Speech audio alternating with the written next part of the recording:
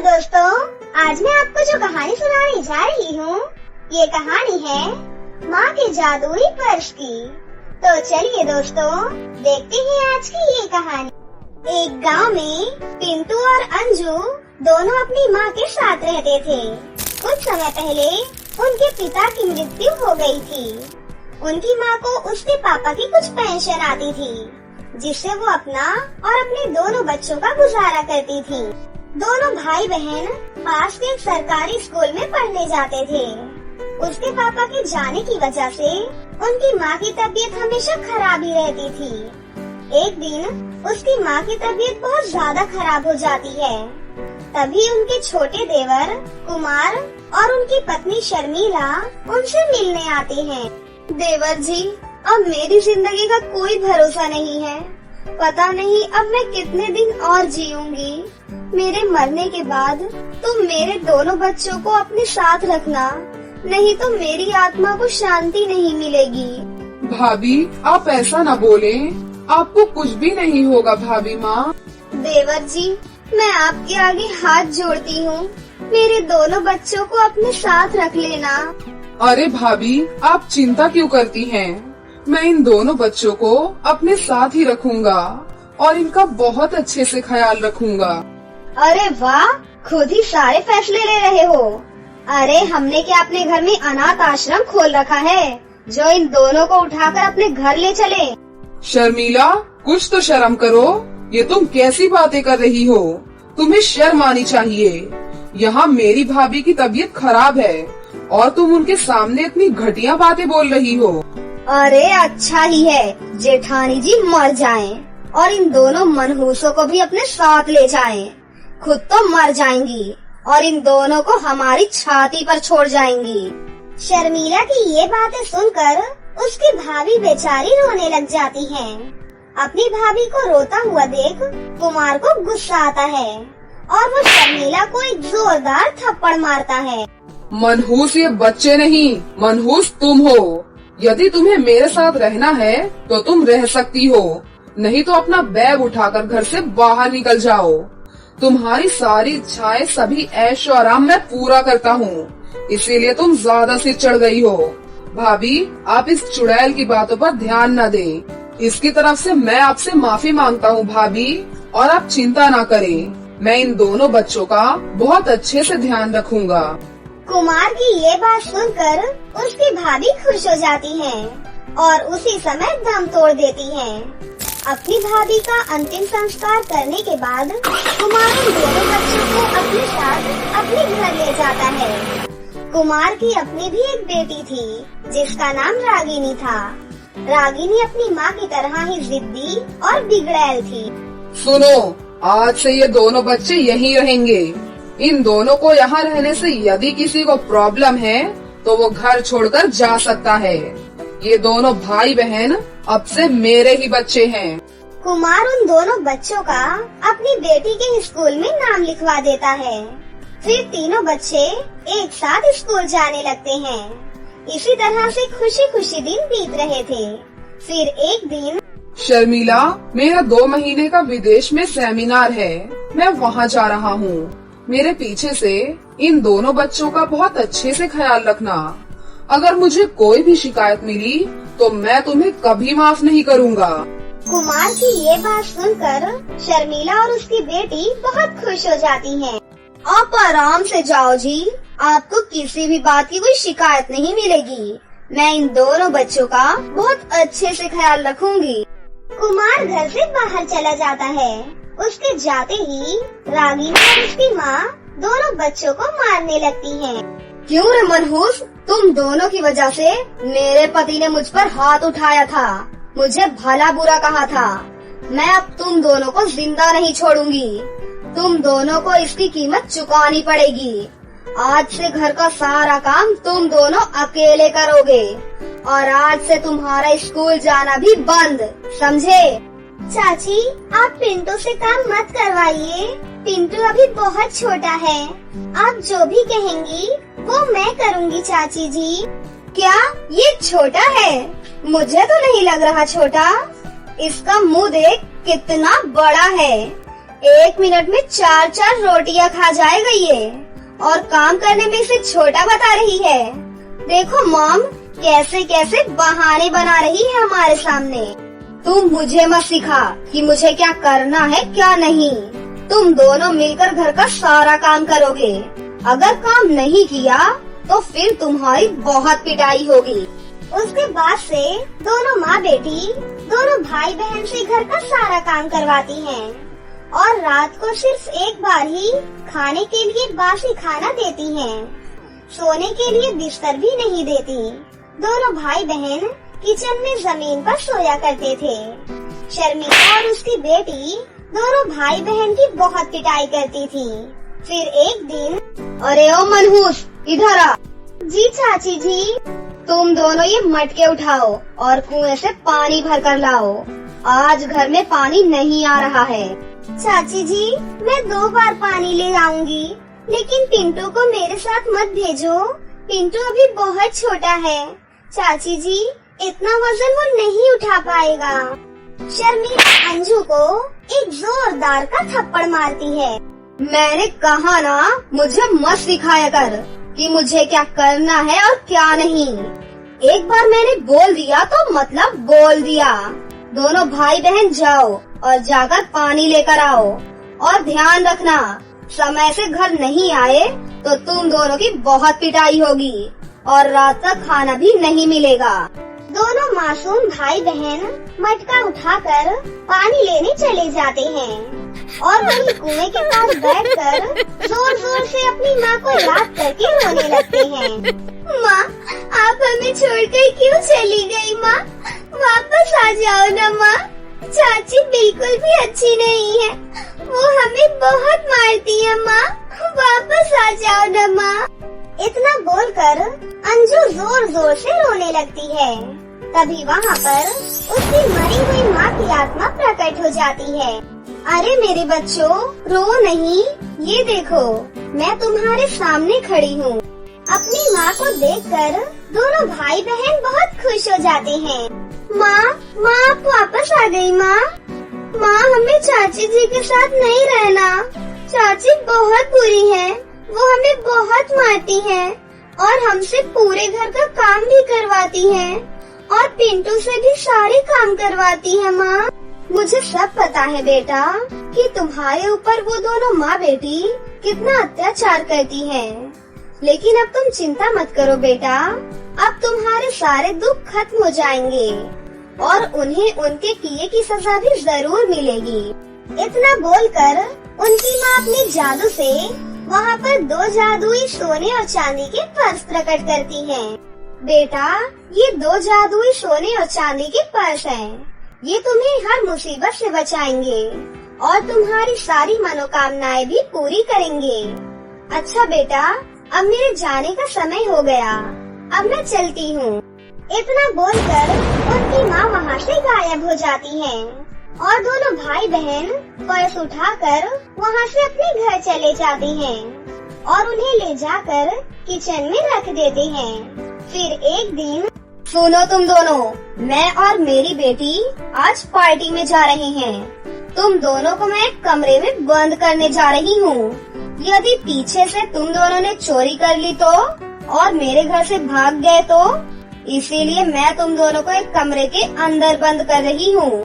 नहीं चाची, आप ऐसा मत करो, मुझे बंद कमरे में बहुत डर लगता है चाची।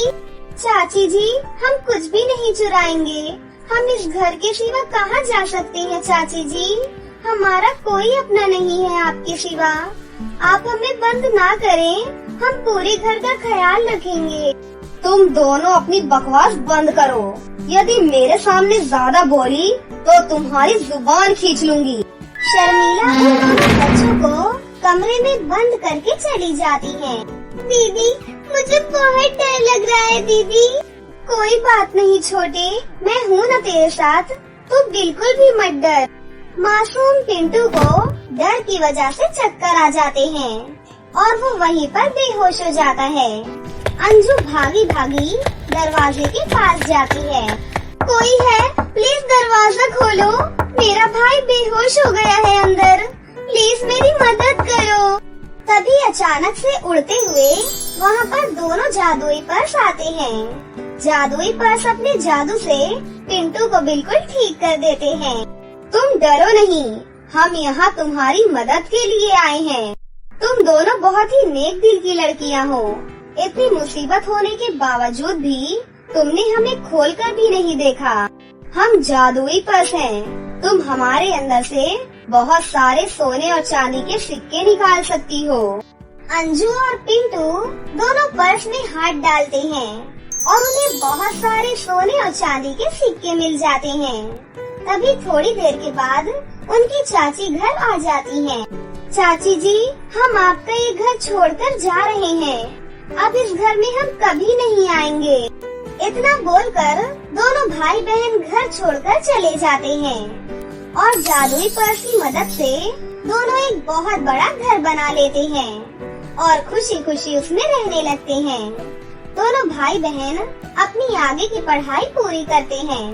उधर उनके चाचा की नौकरी चली जाती है और अचानक से उनके घर में आग लग जाती है।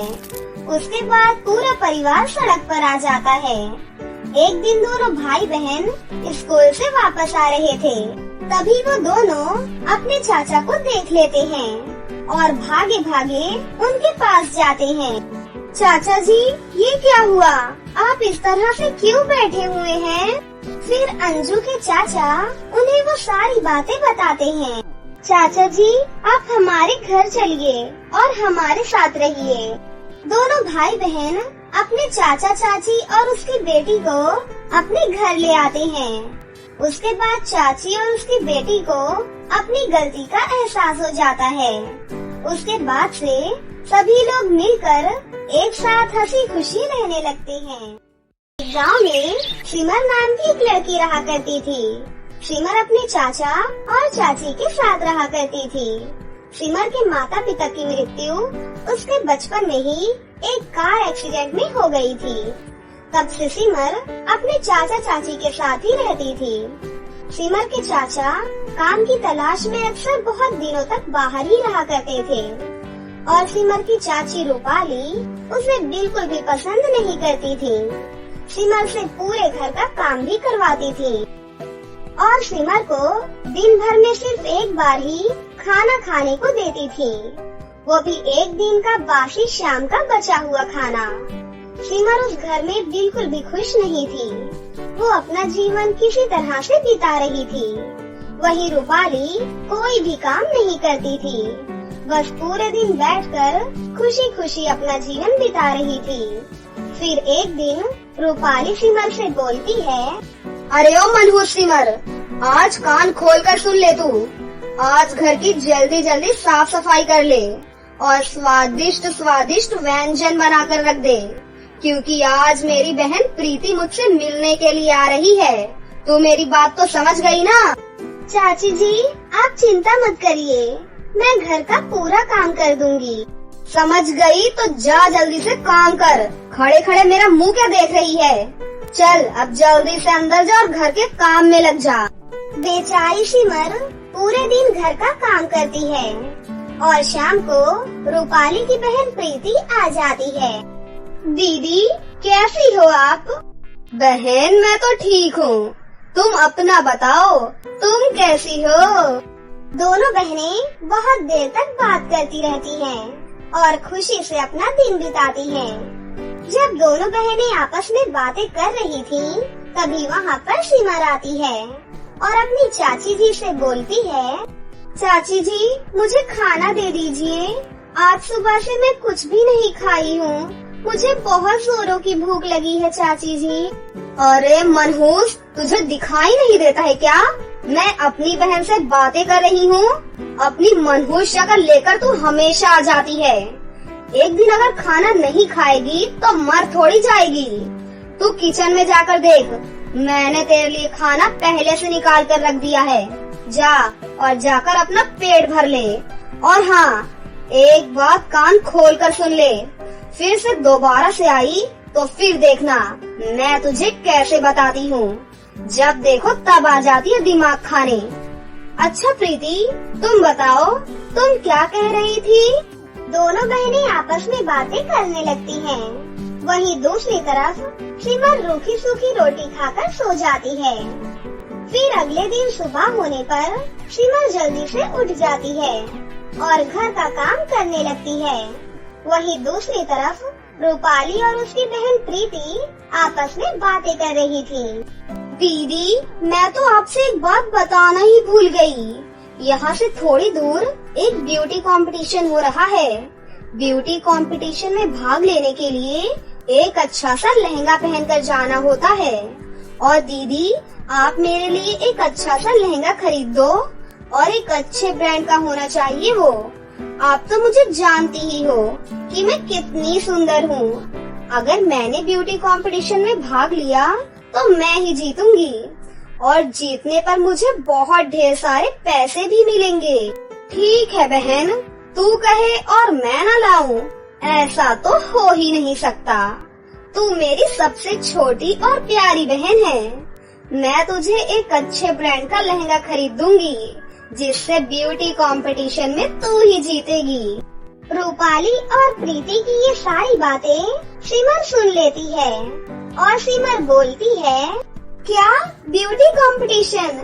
मैं भी बहुत सुंदर हूँ। अगर मैं ब्यूटी कंपटीशन में पार्टिसिपेट करूँ तो मैं भी जीत सकती हूँ। एक बार मुझे चाची जी से जाकर बात कर लेनी चाहिए। क्या पता वो मेरे लिए भी एक लहंगा खरीद दे। इतना बोलकर सिमर अपनी चाची के पास जाती है और उनसे बोलती है, चाची जी, मैं भी ब्यूटी कंपटीशन में पार्टिसिपेट करना चाहती हूँ। आप मेरे लिए भी एक लहंगा ले आइएगा। थोड़ा सस्ता ही हो, लेकिन आप मेरे लिए ले आइएगा। चाची जी, मेरा बचपन से ये सपना है कि मैं एक ब्यूटी कंपटीशन में पार्टिसिपेट करूँ। अरे दीदी, आपने भी अपने नौकरों को कितना सर पर चढ़ा कर रखा है। ये जैसे आपको ऑर्डर दे रही हो। आप इसे कुछ कहती क्यों नहीं? हाँ बहन, तू सही कहती है। मैंने अपने नौकरों को कितनी छूट दे रखी है। मैं इसे कुछ कहती नहीं हूँ तो ये मेरे सर पर चढ़ गई है।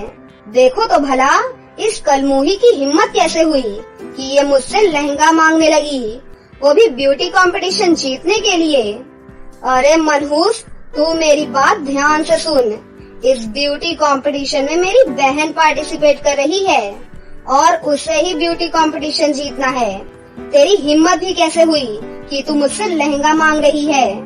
अब तू यहाँ से चली जा या तू इस घर से बाहर निकलना चाहती है। अगर तू ज्यादा बोलेगी तो मैं तुझे धक्के मार कर इस घर से बाहर निकाल दूंगी। न जाने मैंने पिछले जन्म में क्या किया था कि ये मनहूस मेरे पीछे पड़ी हुई है। अब जा भी और जल्दी हम दोनों के लिए कॉफी बना कर ला। अरे दीदी, आप भी इस मनहूस को बोलकर अपना मूड मत खराब करो। चलो हम दोनों कहीं शॉपिंग करने चलते हैं। हाँ बहन, तू सही कहती है। बाहर घूमने से मेरा मूड भी फ्रेश हो जाएगा। इतना बोलकर रूपाली और प्रीति मार्केट की तरफ शॉपिंग करने के लिए चली जाती हैं। रूपाली और प्रीति के शॉपिंग पर चले जाने के बाद इधर सिमर बहुत रोती है, क्योंकि रूपाली और प्रीति मिलकर सिमर को बहुत डांटती थी। इसलिए सिमर बहुत रो रही थी और अपनी माँ पापा के फोटो के आगे जाकर सिमर बहुत रोने लगती है। माँ, पिताजी, आप लोगों के जाने के बाद मेरा पूरा जीवन ही खराब हो गया है। मैं यहाँ पर एक नर्क की तरह अपना पूरा जीवन बिता रही हूँ। चाची जी मुझे बहुत डांटती है। मैं घर का सारा काम भी करती हूँ और शाम को बची हुई एक रोटी ही खाती हूँ, वो भी कल शाम की बची हुई। आज मैंने उनसे एक लहंगा क्या मांग लिया, वो और उनकी बहन ने मिलकर मुझे बहुत डांटा। माँ, मैं अपना जीवन एक नर्क की तरह बिताती हूँ। भला ऐसा जीवन जीने से क्या फायदा? ऐसा बोलकर सिमर अपनी माँ की तस्वीर के सामने जोर जोर से रोने लगती है। तभी उसकी माँ की तस्वीर में से उसकी माँ वहाँ पर प्रकट हो जाती है। बेटी सिमर, तुम रो मत। मुझे सब पता है कि तुम्हारे ऊपर कितना अत्याचार होता है। माँ, आप यहाँ पर कैसे? भला ऐसा कैसे हो सकता है माँ? हाँ बेटा सिमर, मेरे मरने के बाद मेरी आत्मा को शांति नहीं मिली, क्योंकि मुझे पता था कि तुम्हारी चाची तुम्हें बहुत सताएंगी। लेकिन बेटी, अब तुम चिंता मत करो, तुम्हारे दुख के दिन अब खत्म हुए। अब उन लोगों को अपनी गलती की सजा जरूर मिलेगी। बेटा सिमर, तुम उदास मत हो। तुम्हें ब्यूटी कंपटीशन में जाना था ना, तुम उसमें जरूर जाओगी। तुम्हें तो बस एक लहंगे की जरूरत है। मैं तुम्हारी इच्छा तुरंत पूरी कर देती हूँ। बेटी, मुझे पता था कि तुम्हारा बचपन से सपना है एक ब्यूटी कंपटीशन में पार्टिसिपेट करने के लिए। इसलिए बेटी, तुम हॉल में जाकर देखो, वहाँ पर तुम्हें एक बहुत ही सुंदर और जादुई लहंगा मिलेगा। तुम देखना बेटी, वो जादुई लहंगा इतना अच्छा है कि ब्यूटी कंपटीशन में तुम ही जीतोगी। माँ, आप बहुत अच्छी हो, जो कि मरने के बाद भी आपने मेरी मदद की। फिर जैसे ही सिमर हॉल में जाकर देखती है, तो वहाँ पर एक बहुत ही सुंदर और खूबसूरत लहंगा रखा हुआ था, जिसे देखकर सिमर बहुत ही खुश हो जाती है। कल ब्यूटी कंपटीशन है और उससे पहले ही अपने पास इतना सुंदर लहंगा देखकर सिमर और खुश हो जाती है। फिर थोड़ी देर के बाद रूपाली और प्रीति भी शॉपिंग करके घर वापस आ जाती हैं। प्रीति ने अपने लिए भी एक लहंगा खरीदा हुआ था। फिर ब्यूटी कंपटीशन के दिन सिमर ब्यूटी कंपटीशन में पार्टिसिपेट की हुई थी। सिमर इतना सुंदर लहंगा पहनी हुई थी कि सभी की नजर सिर्फ सिमर पर ही थी और सिमर दिखने में बहुत ही सुंदर लग रही थी। इसलिए सिमर ब्यूटी कंपटीशन जीत जाती है, जिससे कि वो बहुत खुश होती है। सिमर के घर आने के बाद रूपाली बहुत ही गुस्सा हो जाती है और वो सिमर से गुस्से में बोलती है, क्यों रे मनहूस, तेरे पास इतना सुंदर लहंगा है, तूने मुझे क्यों नहीं बताया? मेरी बहन तेरी वजह से ब्यूटी कंपटीशन में हार गई, लेकिन तेरे पास ये लहंगा आया कहाँ से? क्या तूने किसी से चोरी किया है? तुझे सुनाई कम देता है क्या? मेरी दीदी तुझसे कुछ पूछ रही है, तो उसका जवाब जल्दी दे। वो चाची जी, ये जादुई लहंगा मेरी माँ ने मुझे दिया है। तेरी माँ ने तुझे ये लहंगा दिया है, लेकिन अब कोई फायदा नहीं, क्योंकि ये लहंगा अब मेरी बहन ले लेगी। फिर प्रीति वो जादुई लहंगा अपने हाथों में ले लेती है। प्रीति जैसे ही वो जादुई लहंगा छूती है, वो देखने में काली और बदसूरत हो जाती है, जिसे देखकर प्रीति बहुत उदास हो जाती है। अरे नहीं दीदी, मेरे साथ ये क्या हो गया? मैं इस जादुई लहंगे को छूते ही इतनी काली कैसे हो गई? क्यों रे सिमर, तूने मेरी बहन के साथ क्या किया है? मेरी बहन इतनी काली कैसे हो गई? इतना बोलने के बाद रूपाली भी उस जादुई लहंगे को छू लेती है और वो भी दिखने में काली और बदसूरत हो जाती है। तभी वहाँ पर सिमर की माँ प्रकट हो जाती है और सिमर से बोलती है, बेटी सिमर, मेरा काम हो गया है, अब मेरी आत्मा को शांति मिलेगी।